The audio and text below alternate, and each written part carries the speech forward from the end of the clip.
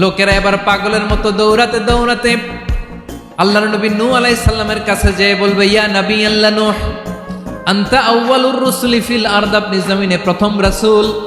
আদম আলাইহিস সালাম নবী ছিলেন, রাসূল ছিলেন না। এই দুনিয়ার বুকে প্রথম রাসূল ছিলেন আল্লাহর নবী নূহ আলাইহিস সালাম।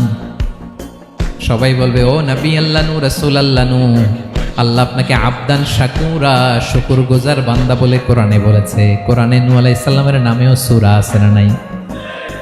আপনি আল্লাহর প্রিয় বান্দা, প্রিয় রাসূল। দেখেন আমাদের কি দশা, ঘামতে ঘামতে শেষ। জমিনটা তামার জমিন, সূর্যটা মাথার কাছে, কি করবো আর পারি না, ঘামতে ঘামতে আর কত ঘামবো, কত দাঁড়িয়ে থাকবো। আল্লাহরে যে বলেন বিচার যেন শুরু করে। নূহ আলাইহিস সালাম বলবেন, আমিও পারবো না, আমিও পারবো না, আমি আমার ছেলের জন্য এক কথা বলে ভুল করে ফেলছি।